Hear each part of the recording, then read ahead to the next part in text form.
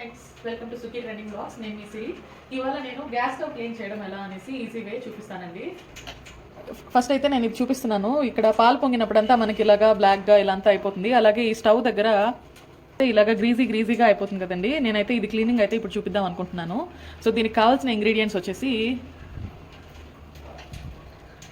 Vim liquid కావాలి, అలాగే Apple cider vinegar, కొంచెం బేకింగ్ సోడా అండి.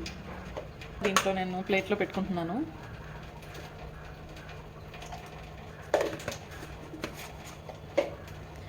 దీన్ని కొద్దిగా వాటర్ వేసుకొని మిక్స్ చేసుకోవాలి పేస్ట్ లాగా.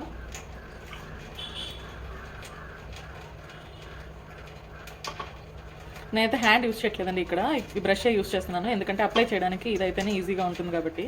అయితే ప్రజెంట్ ఉంది స్టవ్. నేను ఈ మిక్స్ చేసుకున్న పేస్ట్ని ఇక్కడంతా ఇలా స్క్రబ్ చేసి పెడుతున్నాను. మనం స్క్రబ్ చేసేటప్పుడే ఆల్మోస్ట్ మనం కలర్ అనేది కొంచెం చూడండి, కలర్ మారిపోతూ ఉంది. సోడా ఉప్పు అనేది కొంచెం పవర్ కాబట్టి, సో ఇలా జస్ట్ ఒకసారి ముందు స్క్రబ్ చేసి పెట్టేసి ఒక 2 మినిట్స్ అయితే అలా వదిలేయాలండి. సో ఇప్పుడైతే ఆల్మోస్ట్ 2 మినిట్స్ అయిపోయింది. ఇప్పుడు దీనిపైన నేను యాపిల్ సైడర్ వెనిగర్ కొద్దిగా వేస్తానండి.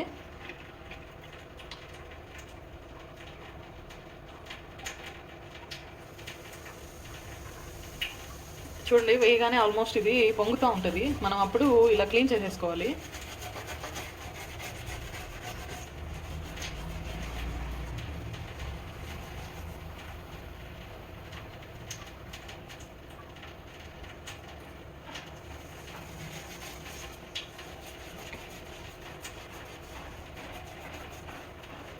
సో ఇది ఇలా అయిపోయిన తర్వాత ఒక వేస్ట్ క్లాత్ తీసుకొని ఇదంతా అయితే వైప్ చేసేసుకుందాం.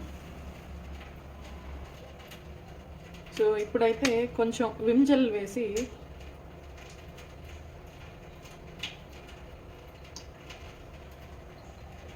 చుట్టూరు కూడా కొద్దిగా వేస్తున్నాను. వేసి కొంచెం ఊరికే అలా స్క్రబ్ చేస్తున్నాను.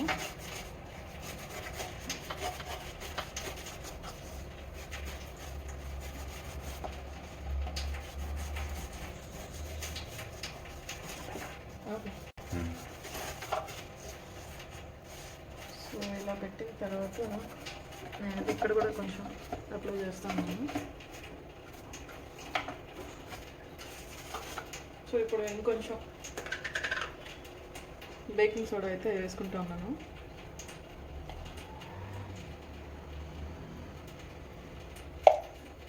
దాన్ని కూడా దీనిపైన స్క్రబ్ చేస్తున్నాను.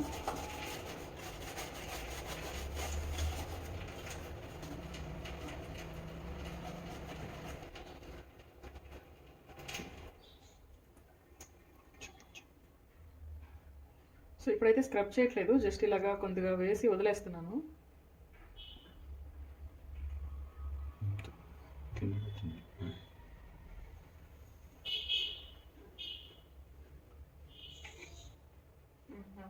ఇలాగా ఒక 2-3 మినిట్స్ ఇలాగే వదిలేయాలండి. ఇప్పుడు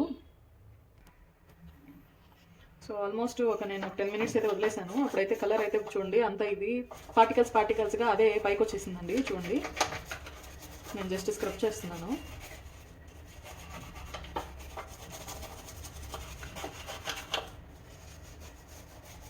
చూడండి, ఇక్కడంతా లైన్స్గా బయటకు వచ్చేసింది అసలు.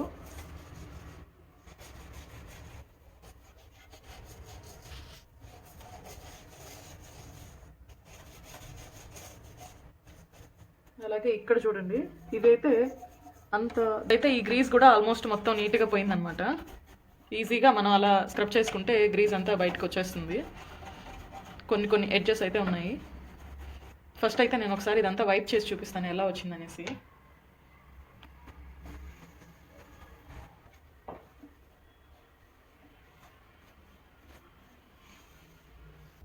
సో ఇదంతా అయితే నీట్గా నేను వైప్ చేసుకున్నాను. చూడండి, ఇక్కడంతా కూడా గ్రీజ్ అంతా పోయింది.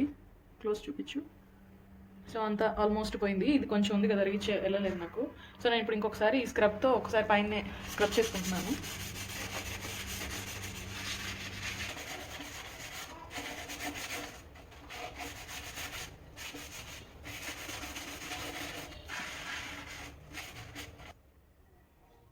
చూడండి, ఇలాగ గ్రీజ్ అంతా బయటకు వస్తుంది.